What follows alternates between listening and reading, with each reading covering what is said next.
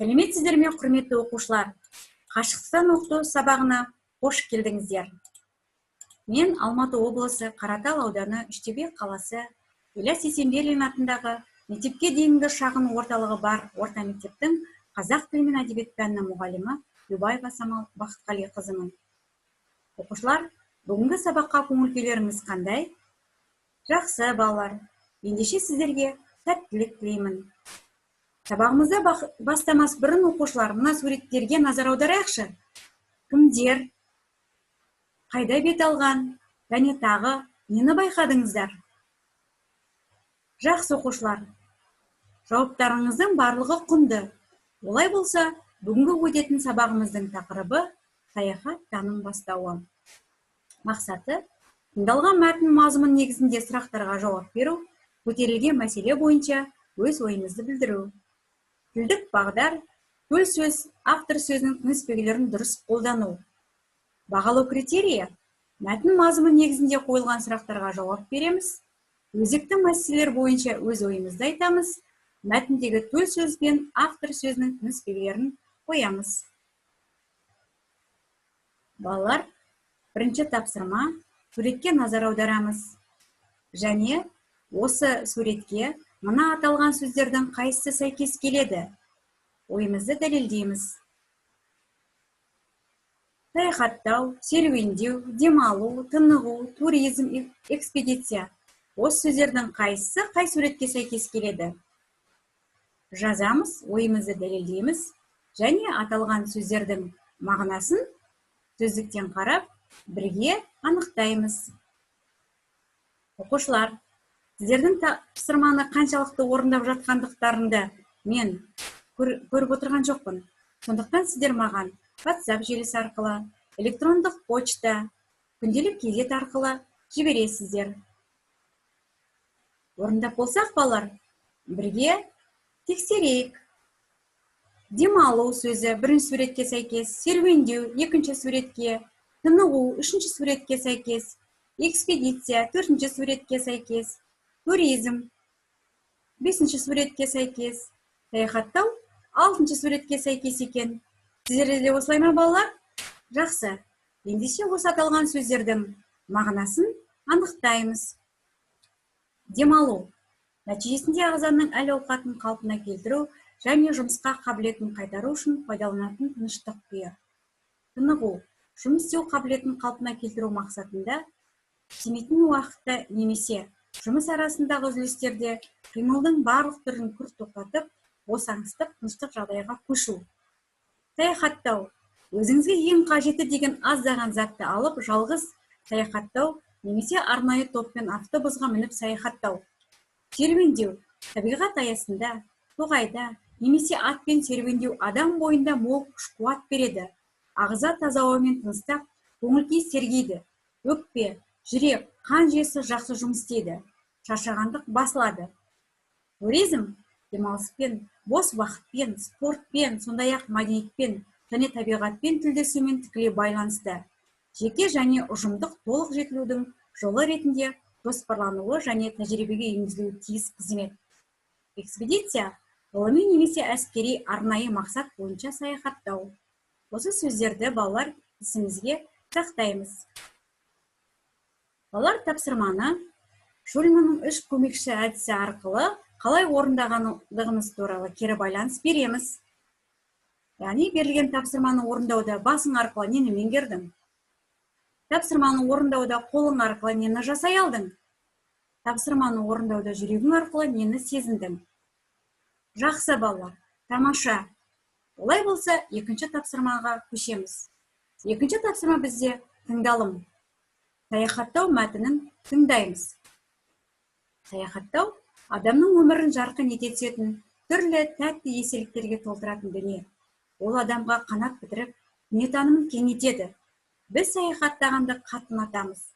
Мемлекетіміз Қазақстанда көркі көз тартар көрікті жерлер көп. Сондықтан әлемнің басқа түкпірлеріне жол тартпас бұрын туған даламның сұлулығын тамашаладық. Қазақстан бойынша түгелдей саяхаттап, онан соң басқа да мемлекеттерді көргіміз келеді. Бірақ отаныма еш мемлекеттің жетпейтіні анық. Болашақта біз шет елдерді аралағымыз келеді. әр мемлекетке барғанымызда өзіміздің армандаған дүниелерімізді жасап, жақсылап саяхаттасақ дейміз. Осы тыңдалған мәтін мазмұны негізінде сұрақтарға жауап береміз. Көтерілген мәселе бойынша өз ойымызды білдіреміз. Бірінші сұрақ: саяхаттау дегеніміз не? Екінші: саяхаттаудың адам үшін маңызы қандай? Үшінші: мәтінде қандай мәселе көтерілген?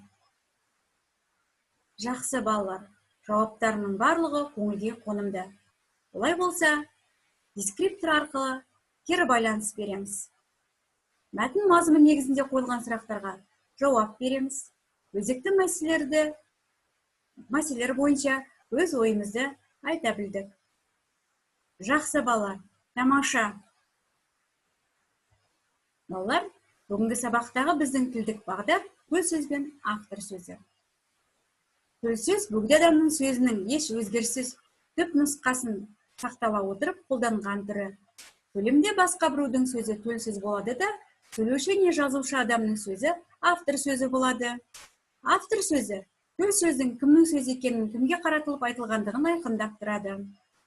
Мысалы, жазғы демалыста Алматы қаласына барайық, деді Ержан. Бұл сөздегі төл сөз жазғы демалыста Алматы қаласына барайық, тырнақшаға алынып, бүтір қойылып, сызықша, деді Ержан. Бұл жерде деді Ержан деген автор сөзі. Ержан бұлай деді. Бұл автор сөзі. Автор сөзінен кейін қос нүкте қойылған, тырнақшаның ішінде жазғы демалыста Алматы қаласына барайық сөзі берілген. Бұл төл сөз. Төл сөзден кейін нүкте қойылған. Ержан. Қос нүкте бұл автор сөзі. Жазғы демалыста Алматы қаласына барайық. Тырнақшада берілген төл сөз. Төл сөзден кейін бүтір қойылып, сызықша деді. Деді бұл автор сөзі. Енді оқушылар, осы төл сөз бен төлеу сөзге байланысты тапсырманы орындаймыз. Сөйлемдері берілген, төл сөз бен төлеу сөзді ажыратамыз және тыныс белгілерін қоямыз. Бірінші сөйлем: мал жұтайды, дүние жұтамайды деген абай атамыз. Екінші сөйлем: түнімен осы суретті қалайда бітіруім керек деп ойлады қарт суретші. Үшінші сөйлем: ол досына қарап, мені де ұмытпаңдар деп айқайлады. Орындаймыз балалар. Және сіздер орындаған тапсырмаларыңызды маған WhatsApp желісі арқылы, күнделік кезет арқылы және электронды почта арқылы жолдайсыздар. Мен тексеріп сіздерге кері байланыс беремін. Жазып болсақ, балалар, тексереміз. Бірге тыңдаймыз. Мал жұтайды, өңі жұтамайды. Кімнің сөзі? Оқушылар, дұрыс айтасыңдар, бұл төл сөз. Деген абай, автор сөзі. Дұрыс. Түнімен осы суретті қалайда бітіруім керек? Бұл кімнің сөзі? Жақсы балалар, бұл төл сөз. Деп ойлады қарт суретші. Бұл кімнің сөзі? Дұрыс айтасыздар, автор сөзі. Ол досына қарап. Автор сөзі. Мені де ұмытпаңдар. Кімнің сөзі? Төл сөз. Өте жақсы. Деп айқайлады. Бұл автор сөз екен. Енді балалар, осы тапсырманы қаншалықты орындағанымызды білу үшін дескриптор арқылы кері байланыс береміз. Төл сөз бен автор сөзін ажырата алдық, тыныс белгілерін қоя білдік. Жақсы балалар, тамаша жауап. Балалар, енді осы тапсырманы қалай орындағанымызы туралы кері байланысты аяқталмаған сөйлем айтыс арқылы береміз. Яғни берілген тапсырманы орындау мен үшін қиын болды. Өйткені берілген тапсырманы түсіндім және орындай алдым. Себебі алдағы уақытта. Жақсы балалар. Өте тамаша жауап. Енді сабақ мақсатына жетті ме? Нәтижеге қол жеткіздік пе балалар? Тыңдалған мәтін мазмұнына негізінде сұрақтарға жауап бере алдық па? Жақсы балалар, жауап бере алдық. Көтерілген мәселе бойынша өз ойымызды білдіре алдық па? Жақсы, өз ойымызды білдірдік. Және тілдік бағдары бойынша төл сөз бен автор сөзінің тыныс белгілерін біліп, ажырата алып, дұрыс қолдана алдық па? Жақсы балалар, біз сабақ мақсатына қол жеткіздік. Балалар, отарба әдісі арқылы бүгінгі сабақтан алған әсерімізді рефлексия береміз. Ештеңені түсінген жоқпын. Түсіндім, бірақ түсіндіре алмаймын. Барлығын түсіндім, өзгелерге де түсіндіре аламын. Кәне балалар? Жақсы балалар. Бүгінгі сабақта барлығымыз тапсырманы түсіндік, өзгелерге түсіндіре алады екенбіз. Жақсы. Ендеше үйге тапсырма аламыз. Үйге көздеген автор сөзін қатыстырып, саяхат тақырыбында әңгіме жазамыз. Нүспегілерін дұрыс қолданамыз. Көлемі 60-70 сөзден тұруы тиіс. Жақсы балалар, сау болыңыздар.